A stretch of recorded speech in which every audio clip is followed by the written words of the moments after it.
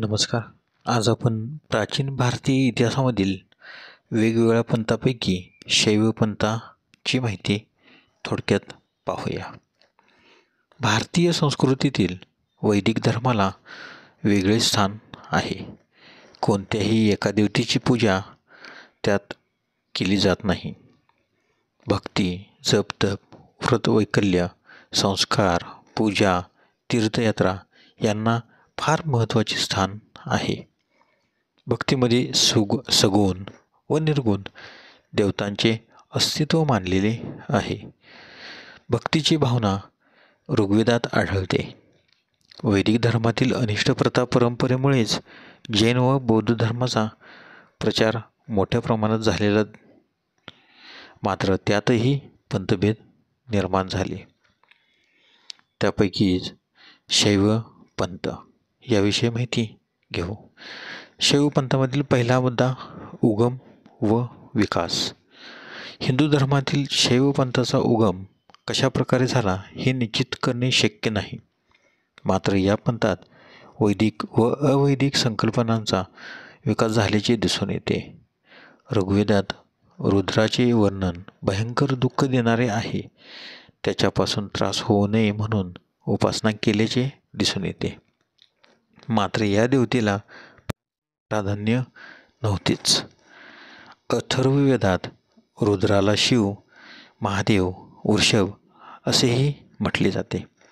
यावरूनच त्या काळात समाजातील काही गटात शिव उपासना केली जात असावी. यजुर्वेदात भव, शर्व, ईशान, उग्र, पशुपती, महादेव, अघोर म्हणून रुद्राचा उल्लेख आढळतो.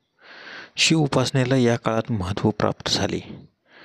पुढे ब्राह्मण ग्रंथात महेश्वर, एकदेव, गिरीशंत या नावाने संबोधून शिवस्वरूपाचे ब्रह्मकल्पनेशी ऐक्य प्रतिपादन केले गेले.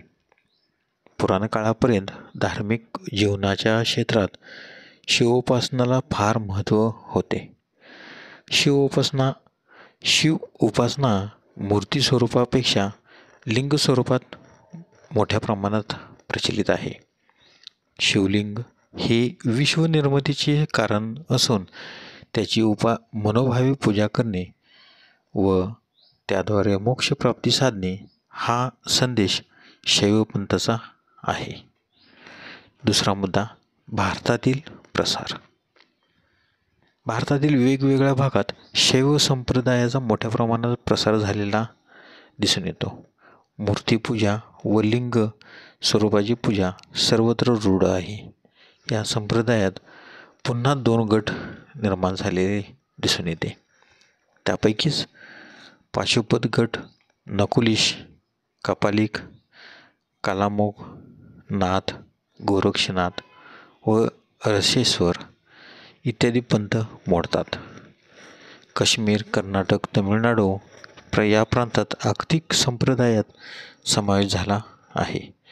त्यालाच आगतिक संप्रदाय म्हणूनही संबोधले जाते.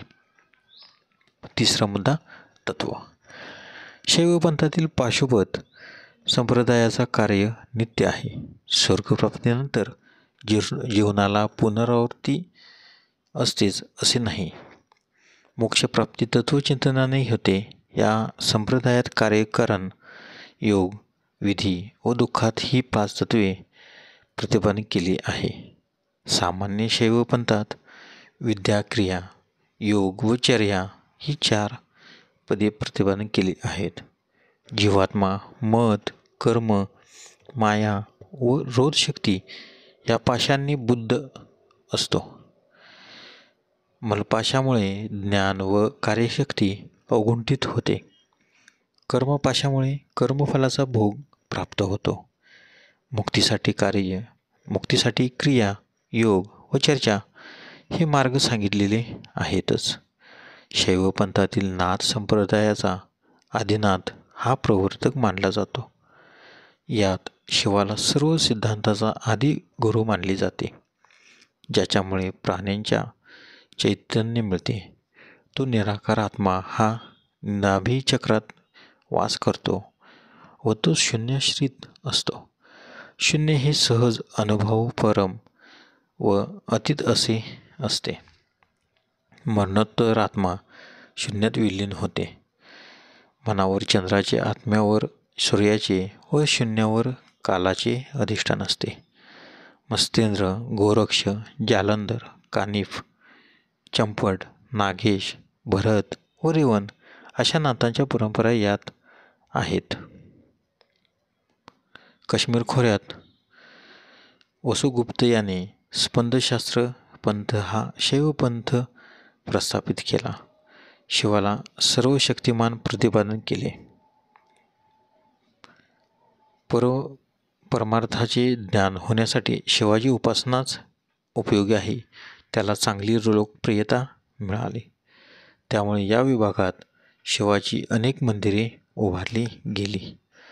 वीरशैव या संप्रदायाचा बसवेश्वरांनी प्रसार केला. शिवाची उपासना करणे हे मोक्षप्राप्तीचे साधन आहे. लिंगधारणेची त्यांनी सुरुवात केली. त्यामुळेच त्याला लिंगायत असे देखील म्हटले जाते. त्या पंथाचे तत्वज्ञान एकेश्वरवाद आहे. ज्ञानशक्ती व क्रियाशक्ती यांनी युक्त असलेले चैतन्य हे शिवतत्व मानले जाते. धन्यवाद. आज आपण शिवपंथ, शैवपंथ याविषयी माहिती पाहिली. उद्याच्या व्हिडिओमध्ये आपण वैष्णव संप्रदाय म्हणजेच भागवत धर्म याविषयी माहिती पाहूया. धन्यवाद. अशीच माहिती पाहण्यासाठी आमच्या यूट्यूब चॅनलला सबस्क्राईब करा व बेल आयकॉनला क्लिक करा, जेणेकरून चॅनलवरील नवनवीन अशीच माहिती तुम्हाला तात्काळ मिळू शकेल.